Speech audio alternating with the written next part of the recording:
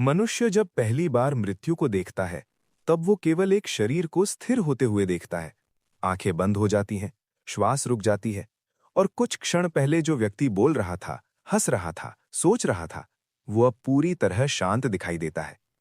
इस दृश्य से मनुष्य ये निष्कर्ष निकाल लेता है कि सब कुछ समाप्त हो गया। लेकिन यदि ध्यान से देखा जाए, तो ये निष्कर्ष जल्दबाजी में निकाला गया होता है, क्योंकि जो दिखाई दे रहा है, वो अभी भी वही है। शरीर है, पदार्थ है, वजन है, आकृति है। जो अनुपस्थित है, वो कोई वस्तु नहीं, बल्कि एक अनुभव है, मैं होने का अनुभव। यहीं से मृत्यु को लेकर सबसे बड़ी भ्रांति जन्म लेती है। हम मृत्यु को पूर्ण विनाश मान लेते हैं, जबकि वास्तव में हम केवल एक विशेष व्यवस्था के टूटने को देख रहे होते हैं।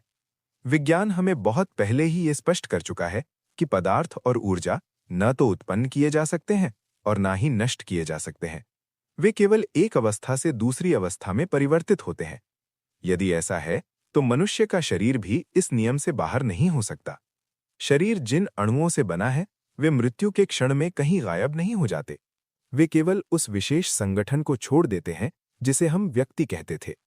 जब हम कहते हैं कि कोई जन्म लेता है, तो वास्तव में हम ये नहीं कहते कि कुछ शून्य से उत्पन्न हुआ। हम केवल ये देखते हैं कि पहले से मौजूद तत्वों ने एक नया क्रम बना लिया है।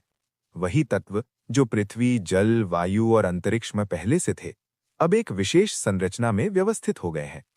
इसी तरह जब हम मृत्यु कहते हैं, तो हम ये नहीं कहते कि कुछ शून्य में चला गया, बल्कि केवल ये स्वीकार करते हैं कि वो विशेष संरचना अब स्थिर नहीं रही। जन्म और मृत्यु दोनों ही घटनाएं हैं, वस्तुएं नहीं। समस्या यहां से शुरू होती है कि मनुष्य स्वयं को उस संरचना के साथ पूरी तरह जोड़ लेता है। वो ये मान लेता है कि मैं यही शरीर हूं और मैं यही चेतना हूं। जबकि यदि थोड़ा सा भी ईमानदारी से देखा जाए, तो ये स्पष्ट हो जाता है कि शरीर तो नींद में भी रहता है, बेहोशी में भी रहता है, लेकिन मैं का अनुभव इन अवस्थाओं में नहीं रहता। इसका अर्थ ये है कि मैं शरीर के समान नहीं है, बल्कि शरीर में घटित होने वाली किसी प्रक्रिया पर निर्भर है। ये प्रक्रिया चेतना कहलाती है। चेतना कोई स्वतंत्र शाश्वत सत्ता नहीं है, बल्कि मस्तिष्क की क्रियाशील अवस्था है। जब मस्तिष्क सक्रिय होता है, तो चेतना प्रकट होती है। जब मस्तिष्क की गतिविधि घटती है, तो चेतना भी घटती है। गहरी नींद इसका सबसे सरल और प्रत्यक्ष प्रमाण है।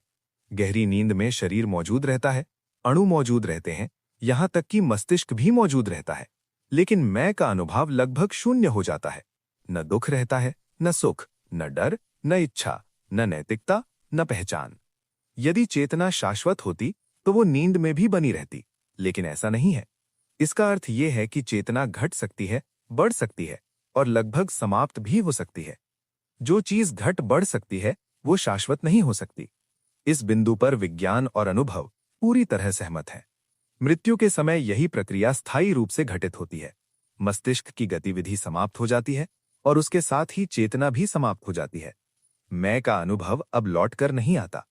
लेकिन यहां भी कोई वस्तु नष्ट नहीं होती, केवल एक प्रक्रिया रुक जाती है। जैसे आग के बुझने पर लकड़ी, हवा और ताप का संबंध टूट जाता है, वैसे ही मृत्यु में मस्तिष्क और चेतना का संबंध टूट जाता है। आग मरती नहीं, बल्कि आग की प्रक्रिया समाप्त होती है। ठीक उसी प्रकार चेतना मरती नहीं, बल्कि चेतना की प्रक्रिया समाप्त होती है। ये अंतर समझना बहुत आवश्यक है। यहीं पर अद्वैत वेदांत का कथन समझ में आता है कि न कोई जन्मता है, न कोई मरता है। इस कथन का अर्थ ये नहीं कि शरीर नहीं बदलता या मृत्यु दिखाई नहीं देती। इसका अर्थ ये है कि जो मूल तत्व है, वो कभी शून्य नहीं होता। विज्ञान इसे पदार्थ और ऊर्जा के संरक्षण का नियम कहता है और अद्वैत इसे अविनाशी तत्व कहता है। भाषा अलग है, लेकिन संकेत एक ही सत्य की ओर है। मनुष्य की समस्या ये है कि वो मैं को उस मूल तत्व के साथ भ्रमित कर लेता है। वो सोचता है कि जो चेतना उसे मैं का अनुभव करा रही है, वही उसकी स्थायी पहचान है, जबकि वास्तव में ये पहचान भी अस्थायी है। ये पहचान बचपन में अलग होती है, युवावस्था में अलग और वृद्धावस्था में अलग। यदि पहचान स्थायी होती, तो उसमें परिवर्तन नहीं होता। परिवर्तन ये दर्शाता है कि हम किसी प्रक्रिया को स्वयं मान बैठे हैं। मृत्यु का डर इसी भ्रम से पैदा होता है। डर इस बात का नहीं होता कि अणु नष्ट हो जाएंगे या ब्रह्मांड समाप्त हो जाएगा। डर इस बात का होता है कि मैं नहीं रहूंगा। लेकिन यदि मैं को ध्यान से देखा जाए, तो ये स्पष्ट हो जाता है कि मैं पहले भी कई बार नहीं रहा है। गहरी नींद में नहीं रहा, बेहोशी में नहीं रहा और कुछ क्षणों के ध्यान में भी नहीं रहता, फिर भी अस्तित्व चलता रहता है। इसका अर्थ यह है कि मृत्यु कोई असामान्य घटना नहीं है। ये वही अवस्था है जो नींद में अस्थायी रूप से घटित होती है, बस मृत्यु में वो स्थायी हो जाती है। इसलिए ये कहना अधिक सही होगा कि मृत्यु पूर्ण अंत नहीं है, बल्कि चेतना की स्थायी निवृत्ति है, अस्तित्व की नहीं। जब ये समझ धीरे धीरे स्पष्ट होने लगती है, तो मनुष्य के भीतर एक नया प्रश्न उठता है। यदि मृत्यु पूर्ण विनाश नहीं है, यदि कुछ भी पूरी तरह समाप्त नहीं होता, तो फिर जीवन का अर्थ क्या है?